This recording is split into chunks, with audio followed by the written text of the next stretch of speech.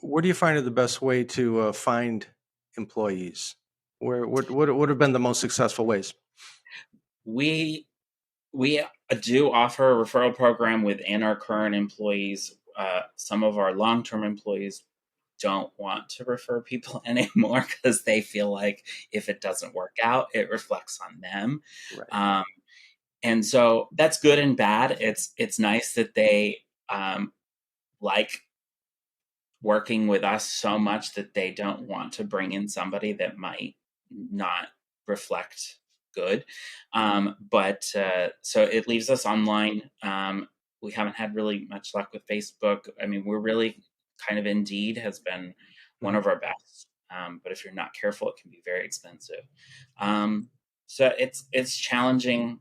We do a lot of we implemented test shifts starting years ago Okay. um, because uh, I mean, you start doing payroll on every person you hire that doesn't even finish their first shift or then doesn't come back, and by the end of the year, you're sending out W-9s like this for $40. So Right. we try to do some test shifts first to make sure because anybody can interview good or some people interview bad, but as long as you looked professional and it's nerves, then I want to see what you do when I'm not looking Right. for 2 minutes. So we like to bring people in for a couple of hours over a few different days. And unfortunately, that weeds out 90% of our people. They don't even make it past 2 or 3 test shifts. Yeah. So it's a costly part of the business.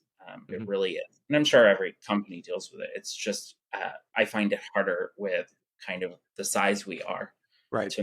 to make those investments on people that don't come back. So we've tried to kind of expand our offerings to Mhm. be competitive in the market. I mean, we are a fairly entry level job, so Mhm. uh, we have food pantries.